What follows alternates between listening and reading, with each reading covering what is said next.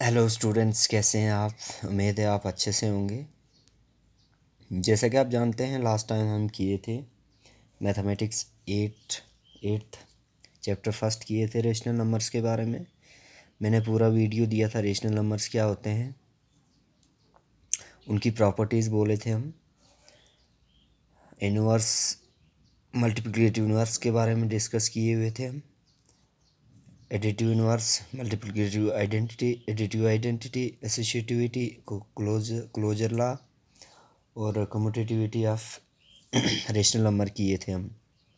तो हम लोग जो हैं, हम ये बेसिक्स के बारे में ज़्यादा बात कर रहे हैं हम। और जो एक्सरसाइज वगैरह है वो आप खुद से करिएगा। अगर कहीं पे भी दिक्कत आएगा तो हमें कोई भी क्वेरीज आप कर सकते हैं हमें। तो आज हम पढ़ने जा रहे हैं linear equations in one variables. Class eighth chapter second है मैथमेटिक्स का, linear equation in one variables. Lower classes में आप जैसे कि बहुत सारे अलजेब्रिक एक्सप्रेशन और इक्वेशंस पढ़े हैं, जैसा कि 5x 2x minus 3x plus y xyz plus x plus y plus z x square plus 1 y plus y square, ऐसे जैसे एक्सप्रेशन पढ़े हैं आप। यहाँ पे हम एक्सप्रेशन बोल रहे हैं तो आप कोई फेशियल एक्सप्रेशन की बात नहीं हो रही है, बल्कि मैं जो बात कर रहा हूँ मैं मैथमेटिकल एक्सप्रेशन की बात कर रहा हूँ। और इक्वेशन वगैरह पढ़े होंगे आपने। कुछ इक्वेशंस की एग्जांपल जैसे है, फॉर एग्जांपल जैसे कि आ गया 5x equal to 25, 2x minus 3 equal to 9, 2y plus 5/2 equal to 37/2, 6z plus 10 equal to -2। तो हमने यहाँ पे क्या देखा, ये जो ऊपर वाली टर्में हैं यहाँ पे 5x है, जैसे 2x माइनस 3 है, 3x प्लस 4 है, y है, xyz plus x plus y plus z है। तो ये सब जो है वो क्या है, एक्सप्रेशन है। एक्सप्रेशन क्यों है?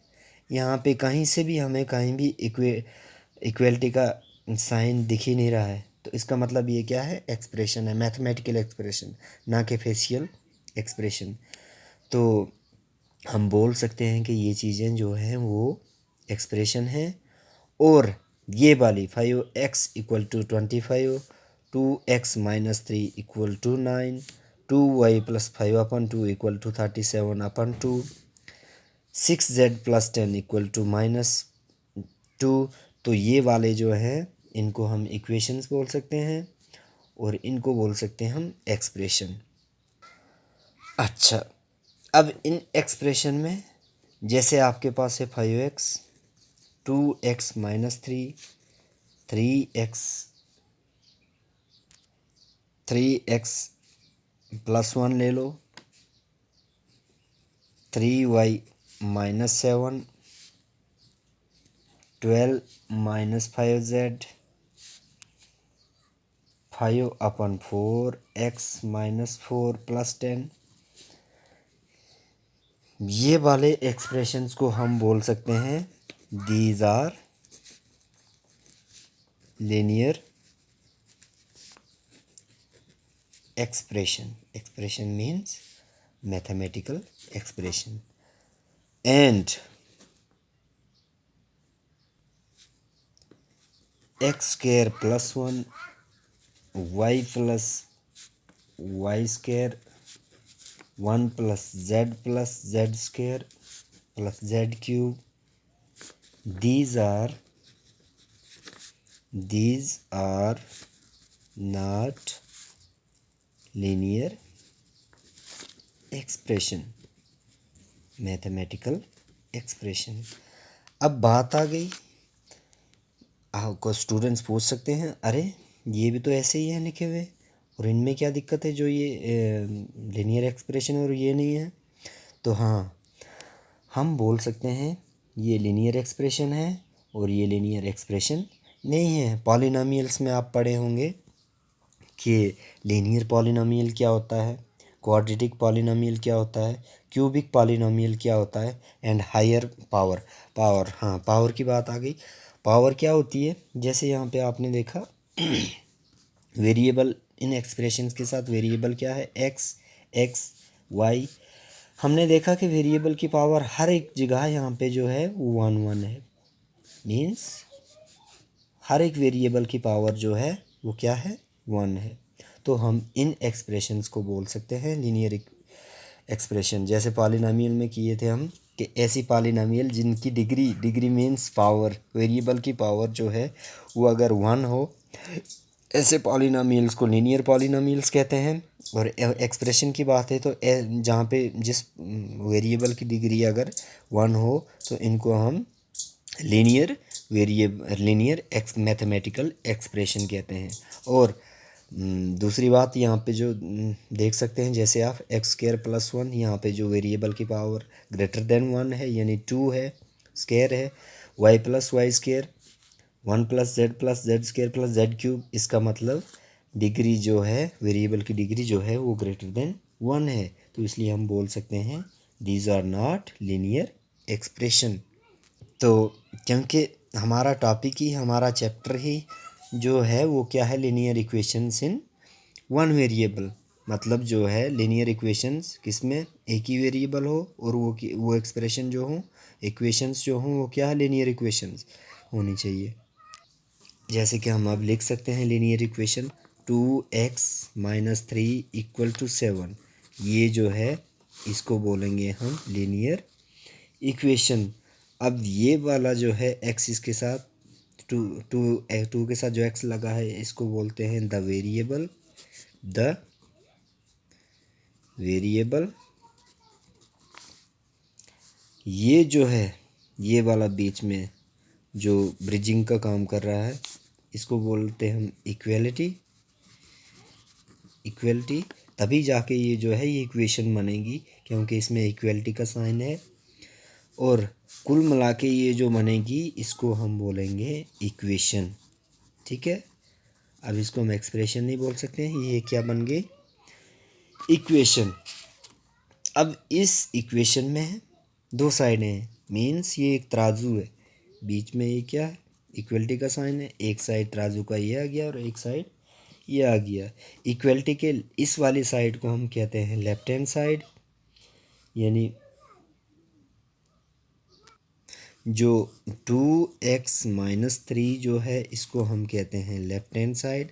लेफ्ट हैंड साइड क्यों बोलते हैं, क्योंकि ये इक्वलिटी के हमारा लेफ्ट हैंड है ना, इस साइड जो है हमारा लेफ्ट हैंड होता है, इसलिए इसको हम लेफ्ट हैंड साइड बोलते हैं। और 7 जो है वो क्या बोलते हैं इसको, राइट हैंड साइड। क्यों, क्योंकि ये इक्वलिटी के राइट साइड है, तो इसलिए हम इसको बोलते हैं राइट हैंड साइड। तो इक्वेशन में क्या होता है, लेफ्ट हैंड साइड जो होता है वो हमेशा राइट हैंड साइड के बराबर होता है। लेकिन वो हमेशा राइट हैंड साइड के बराबर कब होगा, जब हम इसमें 2x - 3 = 7, x में हम कुछ वैल्यू जो लेंगे उसके लिए जो है वो left hand side right hand side के बराबर आएगा, और उस वैल्यू को कहते हैं हम उस इक्वेशन की सॉल्यूशन। ठीक है, जैसे आपके पास ये था 2x - 3 = 7, ये वाली इक्वेशन थी आपके पास। x की इसमें हम क्या वैल्यू पुट करेंगे, जब जाके right hand side left hand side के बराबर आएगा। 2 5 करेंगे हम तो क्या हो जाएगा 10 - 3 = 7, 2 5 10 - 3 = 7, 10 - 3 तो बाकी क्या बचा 7 = 7। तो इसका मतलब x जो है वो किसके बराबर पुट करने पे ये right hand side left hand side के बराबर आएगा, तो उसकी वैल्यू आएगी 5। तो 5 को हम बोल सकते हैं कि ये जो है 5 जो है वो इस इक्वेशन का सॉल्यूशन है। ठीक है, अब सॉल्यूशन कैसे निकाला जाता है किसी इक्वेशन का, जैसे आपके पास ये इक्वेशन है 2x-3 = 7, तो इसका जैसे अब एग्जांपल लेंगे, find the solution of 2x-3 = 7, तो इसका मेथड क्या है सॉल्यूशन निकालने का, 2x-3 = 7, ये आपके पास इक्वेशन है। अब इसमें क्या होता है कि मानो ये आपके पास तराजू है, इक्वलिटी का साइन है, left hand side right hand side के बराबर है। अब इस तराजू में जो है ये इक्वल है, हम मान के चल रहे हैं कि ये इक्वल है। अब सबसे तो हमने क्या करना है, अगर यहाँ पे +3 है, प्लस कोई टर्म है या माइनस कोई टर्म है, पहले उसको ख़त्म करना है, फिर वेरिएबल के साथ जो कोई टर्म है फिर उसके बाद उसको ख़त्म करना है, और फिर उस तरह से सॉल्यूशन निकलेगी। अगर यहाँ पे आपके पास -3 है तो इसको ख़त्म करने के लिए हम क्या डालेंगे इसमें, +3 = 7।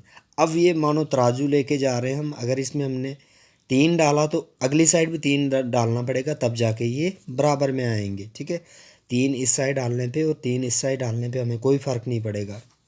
अब यहाँ से जो है 3 और 3 ख़त्म हो जाएगा, यानी 3 में से 3 चला गया।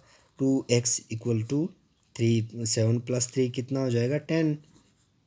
अभी ये कंप्लीट नहीं हुआ है, अभी आपने इस साइड सिर्फ x लाना है आपने, तो वो x कैसे आएगा, अब यहाँ पे 2x है, 2 और x के बीच में मल्टीप्लिकेशन है, मल्टीप्लिकेशन अगर होगी तो डिवाइड कर देना है। ठीक है, अगर 2 × x है तो 2 के साथ हम डिवाइड करेंगे, लेकिन राइट साइड भी करना होगा। वही बात आ गई तराजू की, अगर 2 इस साइड डिवाइड किया हमने लेफ्ट हैंड साइड, तो 2 से राइट हैंड साइड भी डिवाइड करेंगे, तो उससे कोई फ़र्क नहीं पड़ेगा इस इक्वेशन पे, एक्सप्रेशन पे। अब 2 और 2 कैंसिल हो जाएगा, आपके पास बचा x = 2 1 2, 2 5 10, 5। तो यानी आपके पास सॉल्यूशन क्या आ गया, 5। अब दूसरा मेथड होता है ट्रांसफॉर्मिंग वाला।